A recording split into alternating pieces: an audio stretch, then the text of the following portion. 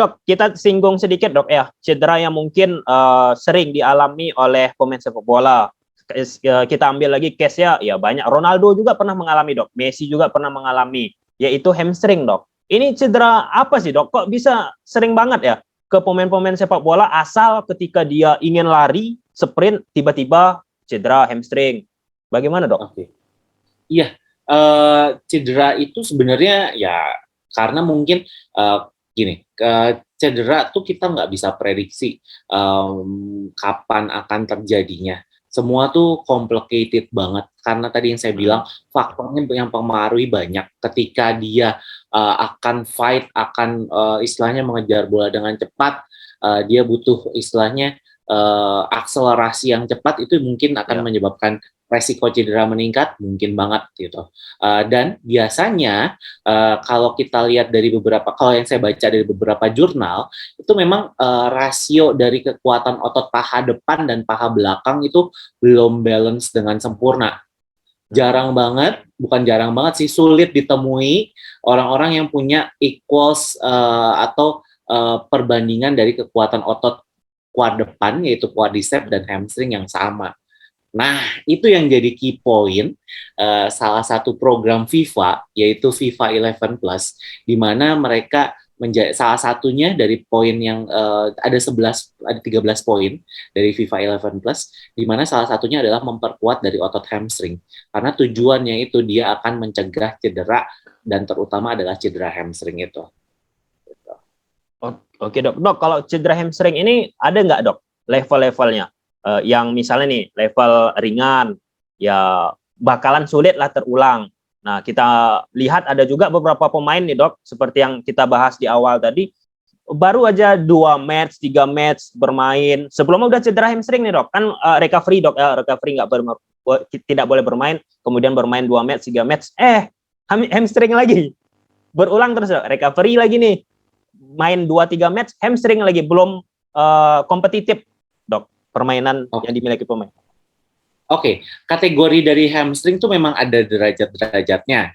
Nah, derajat-derajatnya itu biasanya kita gunakan seberapa besar otot yang terkenanya.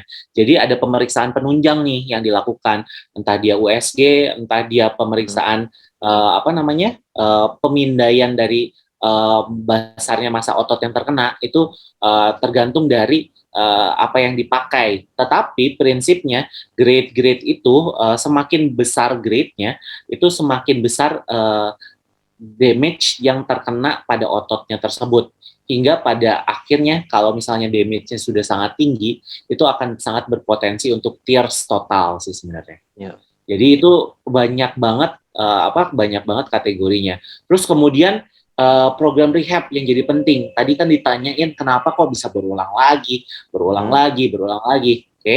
Jadi program rehab kita itu biasanya program return to sport, untuk balik ke olahraga itu dia harus benar-benar bisa sampai ke 3 syarat sih kalau saya.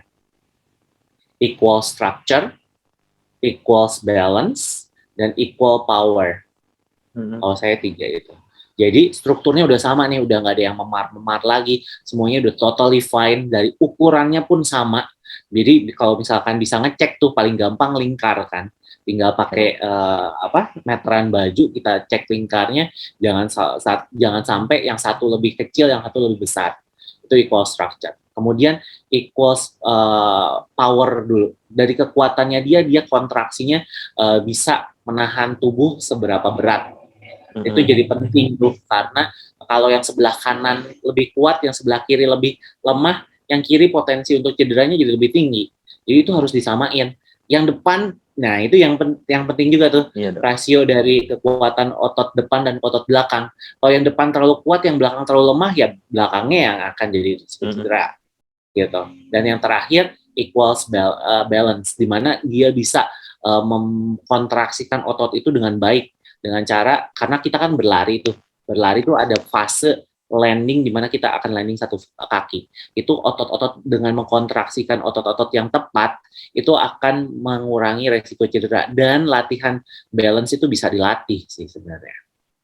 Gitu. Nah, dari program itu yang cukup penting juga, jangan sampai cuman oh ini pain-nya udah pain free nih, udah nggak ada apa-apa lagi. Nah, yang paling penting adalah masukin program pencegahan cedera ulang.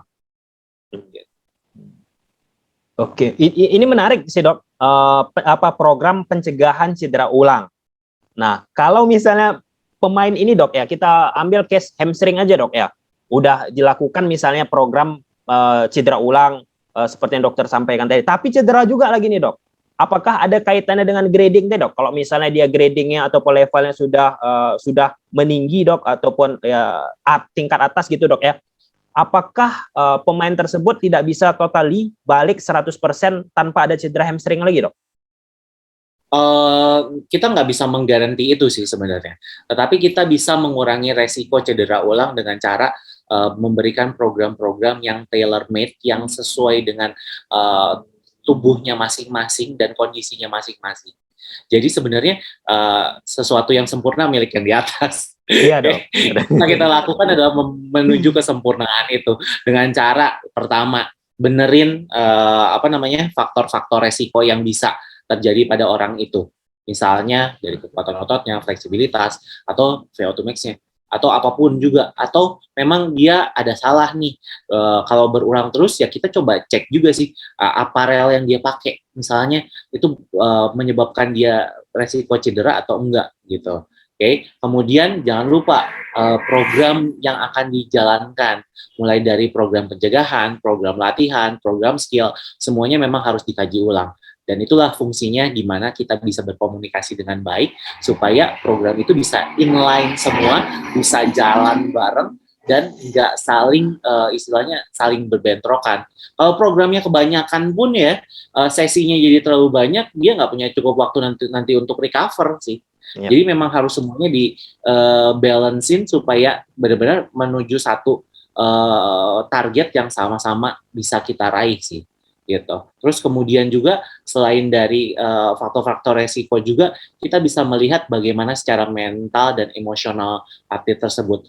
Jadi untuk mental sendiri dia istilahnya sangat berpengaruh, karena itu akan mempengaruhi dari semua sisi aspek sih sebenarnya itu.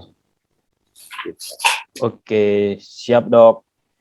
Dok, ini poin terakhir aja dok ya, mungkin dokter ada kegiatan lain. Nah, jadi poin terakhir ya dok, apakah ini pandangan dokter ya, pandangan pribadi aja ya dok ya.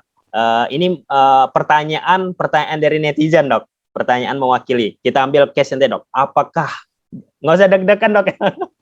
Apakah dok keputusan dari manajemen FC Barcelona untuk mengganti tim dokter klubnya karena alasan rentan ataupun banyak sekali cedera pemain-pemain Barcelona, apakah keputusan yang sudah tepat, di samping yang dokter sampaikan tadi secara sebenarnya bahwa itu bukan hanya kesalahan daripada dokter klub, tapi juga semua ya, pelatih fisik ada, pelatih ada, semua lah dok. Bagaimana dok? Kita nggak bisa menilai itu secara kasat mata atau secara subjektif sih. Jadi jujur pertanyaan itu nggak bisa saya jawab. Tetapi apa yang bisa mungkin saya kemukakan, analisis lebih jauh bagaimana kinerja dan KPI dari tim medis, juga science, dan juga tim yang lain, itu menjadi target penting untuk penilaian suatu organisasi sebenarnya itu. Gitu. Jadi based on that, secara objektif kita baru bisa melihat, oh ternyata ada sesuatu yang memang harus kita perbaiki dengan cara banyak banget, mungkin reformasi dari tim-timnya tersebut, atau mungkin kita meng-hire konsultan, atau mungkin kita merubah program. It's so many ways, banyak jalan menuju Roma sebenarnya. So jadi itu mungkin adalah hasil analisis terbaik dari tim tersebut, sehingga jalan tersebut yang diambil. Oke, terima kasih dokter, udah banyak banget membantu dan menjawab pertanyaan-pertanyaan yang sebenarnya pertanyaan-pertanyaan yang banyak sekali dok, bertebaran di media sosial terkait tentang cedera hamstring, kenapa sih terus-terusan bisa berulang, kemudian terkait tentang massa otot, kekuatan otot, apakah pemain bola itu harus kuat ataupun gede ototnya untuk menang duel satu lawan satu. Tadi dokter kemudian terkait tentang pengaruh besar daripada dokter klub untuk kebugaran pemain, untuk mengeliminasi cedera yang dimiliki ataupun didapat oleh pemain.